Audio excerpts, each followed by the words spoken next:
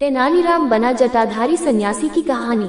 यदि आप मेरे चैनल में नए हो तो मेरे चैनल को सब्सक्राइब करें, शेयर करें और लाइक करें।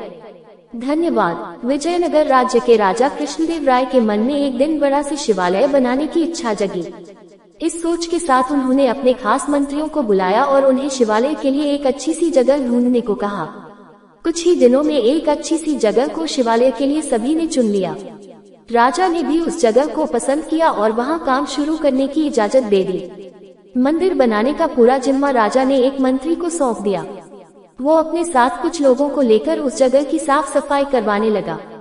तभी वहां खुदाई के दौरान शंकर देव की एक सोने की मूर्ति मिली। सोने की मूर्ति देखकर मंत्री के मन में लालच आ गया और उसने लोगों को कहकर उस मूर्ति को अपने घर में रखवा दिया।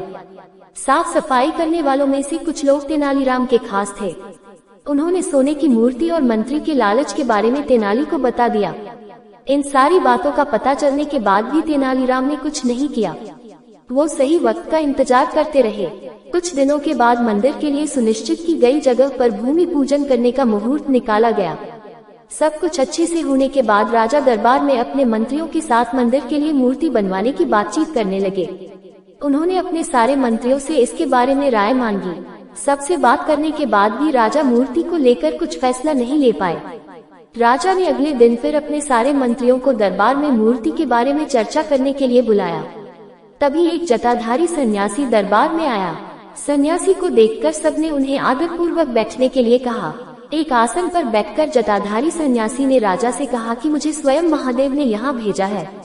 मैं जानता हूँ कि आप लोग शिव मंदिर बनाने की सोच रहे हैं और वहाँ स्थापित करने के लिए मूर्ति कैसी हो उस पर यहाँ चर्चा हो रही है। इसी वजह से मैं यहाँ आया हूँ। जटाधारी सन्यासी ने आगे कहा कि भगवान शिव ने मुझे खुद आप लोगों की परेशानी दूर करने के लिए यहाँ भेजा है। राजा कृष्णदेव ने आश्चर्य से कहा कि खुद भगवान शिव ने आपको भेजा है। जटाधारी सन्यासी ने जवाब देते हुए कहा, हाँ, स्वयं महाकाल ने मुझे भेजा है। उन्होंने कहा कि शिव शंभू ने अपनी एक सोने की मूर्ति आपके लिए भेजी है। जटाधारी सन्यासी ने अपनी उंगली एक मंत्री की तरफ दिखाते हुए कहा कि उस मूर्ति को भगवान ने इस मंत्री के घर में रखा है। इतना कहकर सन्यासी वहां से चले गए। सन्यासी की बात सुनकर वो मंत्री डर के मारे कांप रहा था। उसके मन में हुआ कि इस जटाधारी को आखिर मूर्ति के बारे में कैसे पता चला होगा। अब उसे राजा के सामने यह बात स्वीकार करनी पड़ी कि खुदाई के दौरान उसे सोने की मूर्ति मिली थी। ये सब देखकर महाराज ने दरबार में नजर दौड़ाए और तेनालीराम को ढूंढा, लेकिन वो कहीं नजर नहीं आए। तभी कुछ देर बाद तेनालीराम दरबार में आ गए। उन्हें देखते ही सब जोर जोर से हंसने लगे। तभी एक व्यक्ति ने कहा कि अच्छा, तो यही थे वो जटाधारी सन्यासी। आपने अपनी जटाएं और कपड़े तो उतार दिए, लेकिन माला उतारने भूल गए। सबको हंसता देख महाराज भी मुस्कुराने लगे और तेनालीराम की तारीफ करते हुए मंदिर का काम करवाने की जिम्मेदारी उनके कंधों पर सौंप दी।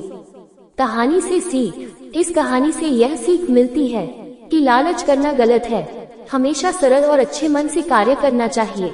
ऐसा करने से लोगों के सामने कभी शर्मिंदा होना नहीं पड़ता। पूरी कहानी सुनने के लिए धन्यवाद।